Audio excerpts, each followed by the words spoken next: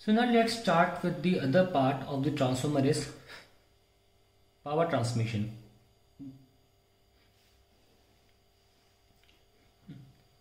हम अपना ट्रांसफॉर्मर दोबारा बनाएंगे।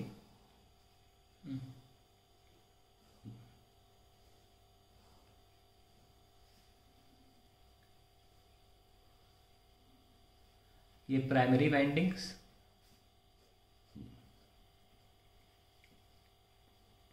पहले मैं आपको ऑरली समझाऊंगा फिर हम नोट्स लिखेंगे क्योंकि काफ़ी लेंदी एक्सप्लेनेशन है इसका। ये स्विच और ये यहाँ पे एक लोड लगा लिया आपने। मैं रिकैप कर देता हूँ पहले क्या हुआ था।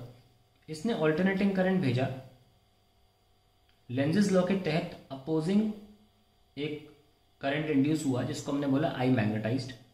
हर छल्ले में एक आई मैग्नेटाइज था और उसकी वजह से हर छल्ले में एक ऑल्टरनेटिंग करंट इंड्यूस हुआ तो साथ में एक ऑल्टरनेटिंग मैग्नेटिक फ्लक्स भी इंड्यूस हुआ था।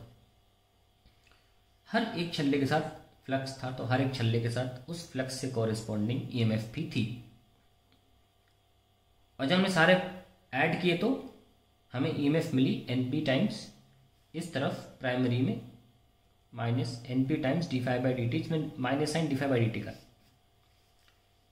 ताकि सारा का सारा फ्लक्स इसका इसमें जाए। तो हमने सॉफ्ट आयरन का एक खोल लिया था और सारे फ्लक्स को हमने यहाँ भेज दिया। हम इसको ब्लू कलर से बना देते हैं।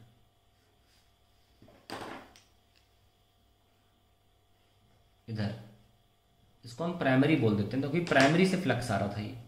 ये पूरा फ्लक्स जो था इसके साथ अटैच हुआ, इसलिए हर छल्ले में वही फ्लक्स की वैल्यू थी जो इस यहाँ पर थी।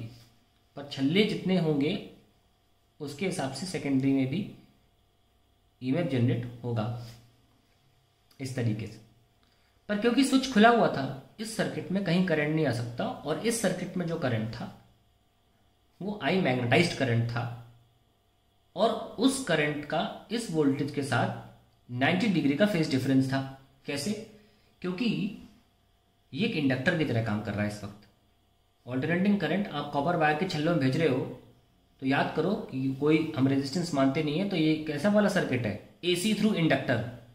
तो ये आई मैग्नेटाइज जो होता है, लिख लेते हैं इसको, बड़े विस्तार से भी लिखेंगे, is at 90 degree is sorry lags लिख लो, लैग्स 90 डिग्री विथ वीपी। जो वीपी हमने बोला था टोटल, इसको हम पहले पार्ट में वीपी बुलाए हैं, चलो हमने ईपी लिख लिया। क्योंकि ये इंडक्टर की तरह ट्रीट हो रहा है इसलिए दोनों के बीच में 90 डिग्री का फासला है। तो एट प्रेजेंट ना यहाँ पावर जनरेशन हुआ है ना यहाँ पावर ट्रांसफर हो रही है जनरेटर, क्योंकि जनरेटर ऑल्टरनेटिंग करंट जनरेट करता है, ना जनरेटर प्राइमरी कॉइल में पावर ट्रांसफर कर पा रहा है और यहाँ तो करंट ही नहीं है। ये सब लिखेंगे हम, ठीक है ना। क्या बोला मैंने, ना तो जनरेटर पावर ट्रांसमिशन यहाँ कर पा रहा है क्योंकि फेज डिफरेंस 90 डिग्री है और यहाँ तो स्विच खुले होने की वजह से करंट नहीं है। अब क्या होगा, स्विच हम बंद कर देंगे। हम जैसे ही स्विच बंद कर देंगे वैसे ही इस पोटेंशियल डिफरेंस का सहारा लेकर करंट दौड़ने लग जाएगा, जिसको हम बोलेंगे आई सेकेंडरी, क्योंकि सेकेंडरी वाइंडिंग में करंट है। अब सेकेंडरी वाइंडिंग में जो करंट है वो भी तो अल्टरनेटिंग है, वो भी तो आई मैग्नेटाइज की तरह बिहेव करेगा। जिस तरीके से आई मैग्नेटाइज करंट ने एक मैग्नेटिक फ्लक्स क्रिएट किया था जो इस छल्लों से गुजरा, उस तरीके से ये आई सेकेंडरी भी अपना एक ऑल्टरनेटिंग मैग्नेटिक फ्लक्स पैदा करेगा उल्टा। इसलिए मैंने उसको ब्लू से बनाया, अब मैं इसको ब्लैक से बना रहा हूं। ध्यान रखना, phi और phi s मात्रा में तो बराबर हैं पर डायरेक्शन अलग अलग है। और ये सेकेंडरी कॉइल का जो सेकेंडरी सर्किट में से जो phi s आ रहा है, आप डायरेक्शन देख लीजिए। ये इसमें जो ईएमएफ इंड्यूस हुआ था ये लिखा है ईपी, जिसको हम वीपी से दिखाए थे पिछले लेक्चर में, गलती से यहाँ ईपी लिख दिया मैंने, कोई बात नहीं। ये इसको अपोज करने आ रहा है, ये इसको अपोज करने आ रहा है, पर ये एक ऑल्टरनेटिंग एक्सटर्नल सोर्स से कनेक्टेड है। जैसे कि हम कैपेसिटर में भी देखते हैं ना कि आपने कैपेसिटर अगर एक बैटरी से रिमेन्स कनेक्टेड, आप थोड़ा बहुत याद होगा, अगर रिवाइज करो तो पूरी तरह याद होगा। बहुत सारे क्वेश्चंस कराए थे रिमेन्स कनेक्टेड, रिमेन्स डिसकनेक्टेड वाले। रिमेन्स कनेक्टेड में आप कुछ भी करते रहो, potential difference across the capacitor कभी नहीं बदलती है। क्यों? क्योंकि बैटरी दोबारा एक ऐसा चार्ज भेज देती है कि मेंटेन हो जाए वही पोटेंशियल, क्योंकि ऐसा नहीं हो सकता ना कि बैटरी लगी हुई फिर भी यहाँ पे पोटेंशियल कुछ और है। बैटरी का काम ही यही होता है कि across the plate same potential रखे, एग्जैक्टली सेम काम यहाँ जनरेटर करेगा। ये फ्लक्स भले उल्टा आ रहा है और एक अपोजिंग ईएमएफ पैदा कर रहा है कि इसकी ईएमएफ कम हो जाए, वीपी कम हो जाए, परंतु जनरेटर ऐसा होने नहीं देगा, क्योंकि जनरेटर लगा ही इसीलिए। वो क्या करेगा, वो एक एक्स्ट्रा करंट अलॉन्ग विद जो आई मैग्नेटाइज भेज रहा था, एक एक्स्ट्रा करंट पैदा करेगा, and we will call it IP, and that is how primary current comes into existence. अभी तक प्राइमरी करंट आया नहीं था, अभी तो आई मैग्नेटाइज चल रहा था। ऊपर से आई मैग्नेटाइज जो है वो ऑल्टरनेटिंग सोर्स के साथ 90 डिग्री फेज डिफरेंस में था, तो पावर ट्रांसमिशन नहीं हो रहा था जनरेटर द्वारा टुवर्ड्स प्राइमरी। लेकिन अब इस अपोजिंग ईएमएफ को काटने के लिए एक प्राइमरी करंट पैदा करता है जनरेटर, और वो जो करंट प्राइमरी करंट पैदा करता है जनरेटर, वो वीपी यानी जो यहाँ वीपी लिखा है उसके साथ फेज में होता है, उसके साथ फेज में होता है। कॉस फाई 1 होता है, फाई डिग्री 0 होता है। ये जनरेटर अब जो करंट पैदा कर रहा है आईपी, जो कि आई सेकेंडरी के कारण पैदा हुए फ्लक्स की वजह से अपोजिंग ईएमएफ को काटने के लिए बनाया जा रहा है, वो फेज में होगा अब वीपी के। तो अब पहली बार जनरेटर से प्राइमरी कॉइल में पावर ट्रांसमिशन हो जाएगा, क्योंकि अब जो आईपी आया है वो वीपी के फेज में है। तो यहां पावर ट्रांसमिशन हो गया। यहां तो पहले से चल ही रहा था I square R, I S square R, यहां तो शुरू हो गया था क्योंकि यहां तो करंट आ ही गया था। ऐसे हम पूरी की पूरी प्रोसेस को डिफाइन करेंगे। अब हम इनको स्टेप में लिख लेते हैं, जो भी हमने एक्सप्लेन किया आपको उसको हम स्टेप में लिख लेते हैं। शुरू करते पहला point, the V S is equals to minus N S D five by D T set up across secondary winding produces IS due to closing path, है ना, स्विच क्लोज कर दिया, closing of path and energy dissipation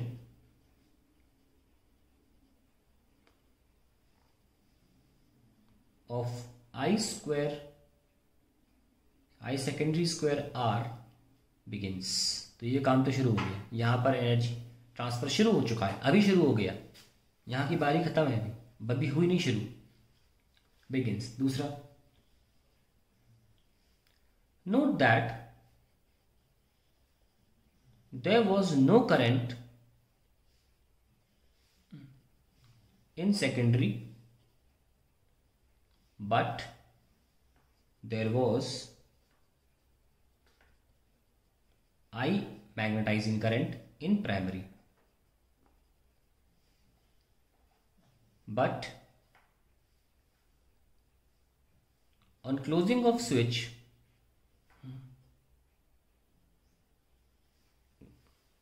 there is a sinusoidal current in secondary which produces, मैं IS की बात कर रहा हूं, यहां हल्का सा लिख लो IS, which produces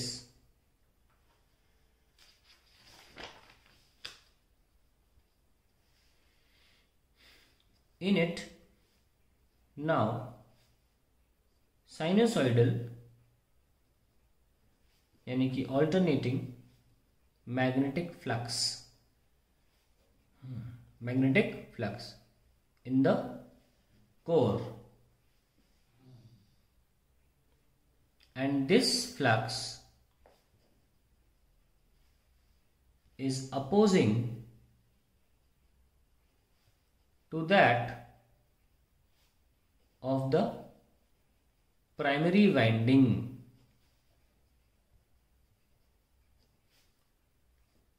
due to I magnetized, and hence induces and opposing EMF, ये ब्रैकेट में डाल लो, and this flux is opposing to that of the primary winding and hence induces in opposing EMF in primary winding. जैसे कि मैं आपको पहले भी समझाया था कि ये जो फ्लक्स है आई सेकेंडरी ने शुरू किया इंड्यूस करना, वो अब प्राइमरी वाइंडिंग के ईएमएफ को अपोज करेगा। देखो वही लिखा है मैंने, hence induces in opposing EMF in primary winding. तीसरा पॉइंट लिखते हैं जो मैंने एक्सप्लेन किया था कि ये अपोज तो कर रहा है, तो जिस तरह बैटरी मेंटेन करती है पोटेंशियल डिफरेंस, इस तरह ऑल्टरनेटिंग पोटेंशियल डिफरेंस भी मेंटेन करेगा यहाँ पे पोटेंशियल डिफरेंस को। उसको लिख लेते हैं, but Vp cannot change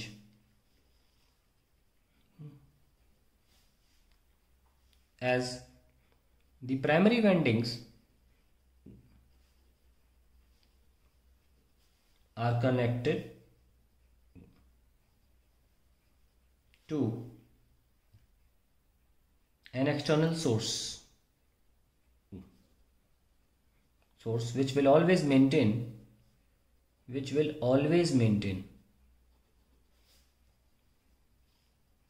Vp। कैसे करेगा ये? एक्सटर्नल सोर्स है कौन? जनरेटर प्रोड्यूस करता है alternating current. In order to maintain Vp, generator produces an extra current Ip along with, भूले नहीं, along with IMAG। पहले से IMAG पैदा कर रहा था, अब IP भी नया पैदा हो गया। तो यहां पे हमें पता चली कि IP IS के बाद आ रहा है और IP IS की वजह से आ रहा है। जैसे स्विच बंद करती हो IS आता है, फिर IS की वजह से IP को जन्म लेना पड़ता है ताकि उसकी काट को रोक सके, मतलब उसके अपोजिंग ईएमएफ को वो रोक सके और प्राइमरी साइड पे ईएमएफ कम ना हो जाए। इसको बाद में मैं शब्दों में बयान करूंगा अभी कि IV is because of IS. Extra current IP in magnitude enough, उतना ही होता है जितने में ईएमएफ कट, जो अपोजिंग ईएमएफ है उसको काट सके। इन मैग्नीट्यूड इनफ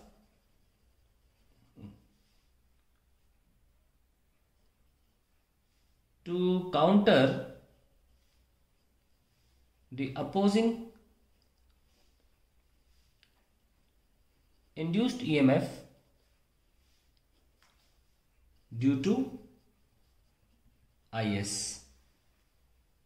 तो IP जो है यहाँ पे जब फ्लक्स आएगा उल्टा लौट के, अब जनरेटर एक्स्ट्रा प्लस करेगा इसमें IP, अब भेजेगा IP और वो IP उस उतना ही फ्लक्स की मदद से इधर की तरफ ईएमएफ इंड्यूस करेगा कि दोनों की ईएमएफ कैंसिल होकर जीरो हो जाए। ठीक है ना, फोर्थ पॉइंट करके लिख लेते हैं। thus IP which is produced due to IS, कहा था मैंने, बात को मेंशन करूंगा अंग्रेजी में ताकि नोट्स में आ जाए। प्रोड्यूस ड्यू टू IS, ध्यान रखना यहाँ IP के बारे में थोड़ी जानकारी दी जा रही है। thus IP which is produced due to IS is not like IMAG and it is in phase with VP। तो ये मैंने आपको मौखिक भी बताया था यहाँ पे कि आई मैग्नेटाइजिंग करंट जो है वो इसके साथ 90 डिग्री लैग में था, तो obviously power factor cos phi 0 होने की वजह से, क्योंकि पावर फैक्टर क्या होता है, the cosine of the angle between, phase angle between current end voltage, वो यहाँ पे 90 डिग्री था आई मैग्नेटाइज्ड और वोल्टेज के बीच में, वीपी के बीच में, तो पावर ट्रांसफर नहीं हो रहा था। लेकिन अब जो हमने आईपी करंट प्रोड्यूस हुआ है आईएस के द्वारा, आईएस की मदद से कहेंगे, वो फेज में है वीपी के साथ, इसलिए अब पावर ट्रांसफर हो जाएगा, is in phase with VP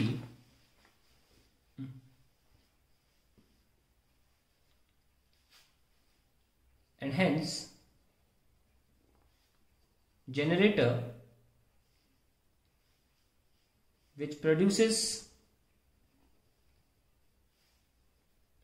IP in response to opposing EMF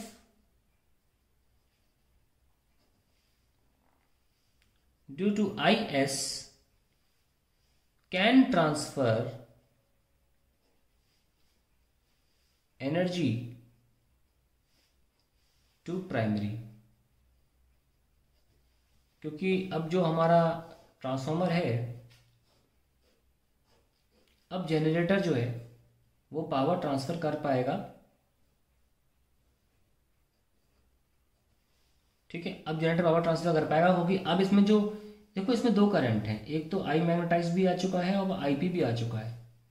जहां आई मैग्नेटाइज के दो का एक बात तो मुझे पता है कि इसका फेज फाई जो है वो 90 डिग्री है विथ वीपी, और दूसरा काम इसका ये था कि इसने एम्पलीफिकेशन के लिए यहाँ पे ईएमएफ जनरेट करवाई और वहाँ ईएमएफ जनरेट करवाई, तो इसका काम एम्पलीफिकेशन में था, वो खत्म हो चुका। आईपी का जो रोल है वो क्या है? To counter the opposing EMF, that's it. Opposing EMF ये काम है आईपी का। हमने सारी प्रोसेस बता दी आपको, हम आईपी तक पहुंच गए। तो finally we can write considering no loss of any sort, power transmitted at input must be equal to power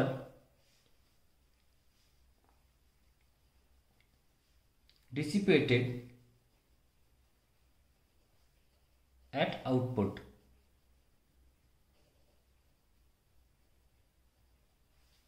तो यानी कि पावर क्या होता है अंदर? वीपी आईपी, क्योंकि ये करंट फेज में है तो कॉस फाई, यहाँ पे कॉस फाई लगा सकते हो, पर वन हो चुका है। यहाँ वी एस आई एस, ये आ गई कहानी सारी।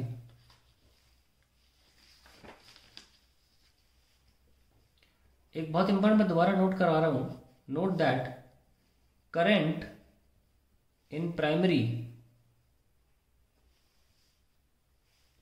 appears in primary circuit only after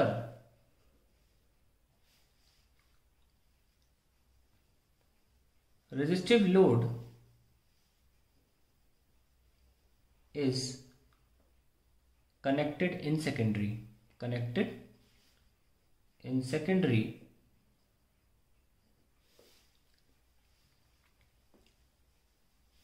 by closing the switch,